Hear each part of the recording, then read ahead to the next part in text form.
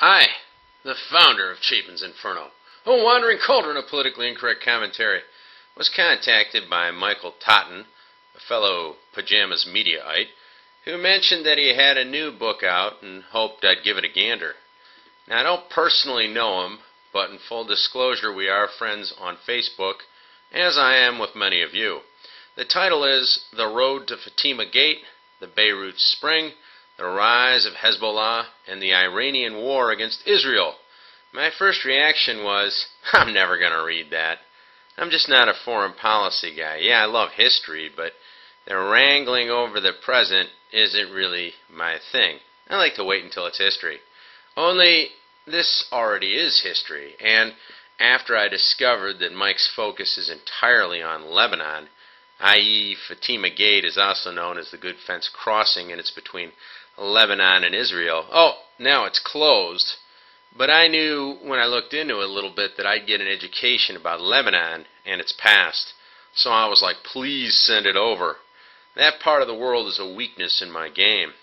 And I'm happy to report that the narrative is positively outstanding, if not 4th Street.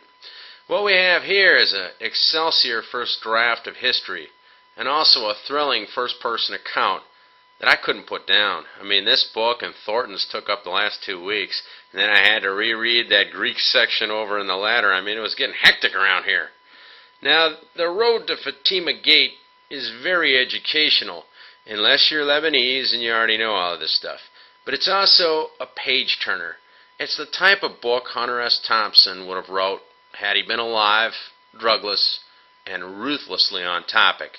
So, I guess it's not the type of book that the Lord of Gonzo would have wrote. Oh well, as a reporter, Totten really has stones. At one point, he and some other reporters sat on the roof of an Israeli border hotel and watched the invasion of South Lebanon while Katyusha rockets went off all around him.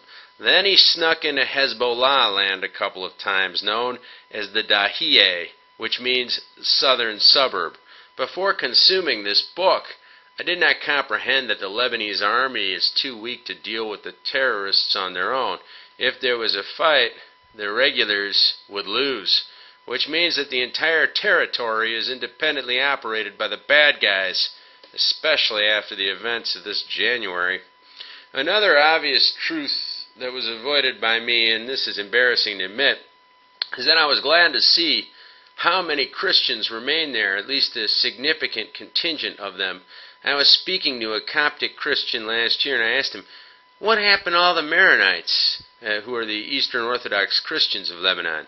I wondered, did they all get whacked out? And he said, I think they did. Fortunately, we both are wrong.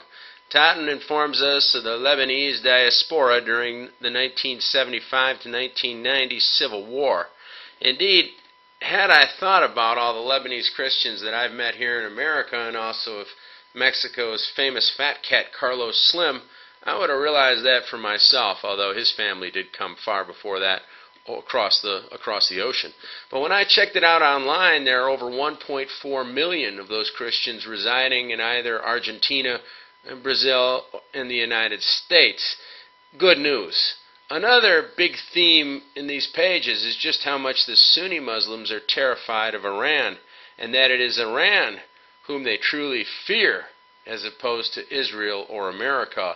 This was alluded to us in those WikiLeaks cables wherein the Saudi king requested that we cut off the head of the snake and liquidate the Iranian nuclear program. But Egypt and several other Arabic nations also have their eyes on Tehran, and they don't like what they see. Many of the Lebanese political VIPs whom Totten interviews elaborate on this eventuality.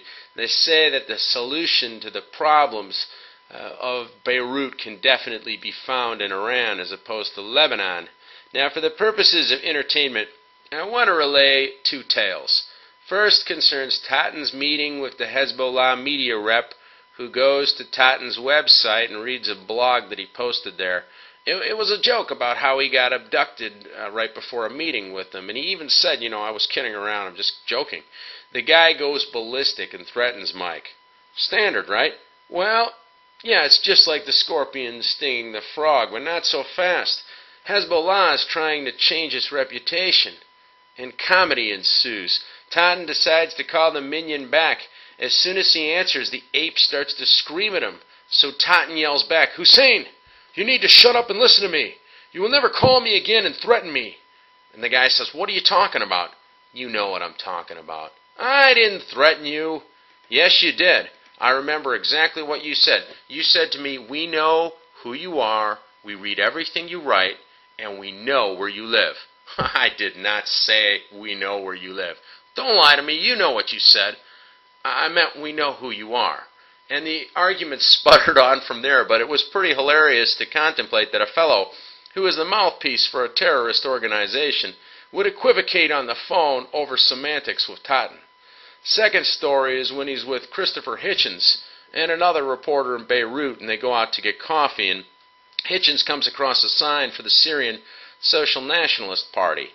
Hitchens sees it and says, "Well, there's that swastika now."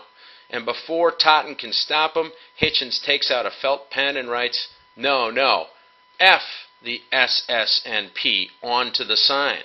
Instantly, some spotter from the party wheels out and tries to detain the three of them. They attempt to get away in a cab, but 7 party thugs show up and beat the living daylights out of Hitchens. And the only reason that they escaped at all was due to their being foreigners. Had they been Lebanese, into the oven you go. Another interesting aspect of that story is that it got picked up by the media, as Hitchens is a very famous person, but they never bothered to call any of the principals for facts. Totten noted that every single reporter got it wrong. Hitchens was sober, but they all said he was drunk, and one claimed that he got into a bar fight when they were just going out looking for coffee. It tells you a lot about the press. They couldn't even bother to investigate when all it would have taken is the calling up of a buddy on the phone. Amazing. But amazing is also a great word with which to describe this tour de force book by Michael Totten. And I'll see you soon here at Chapin's Inferno.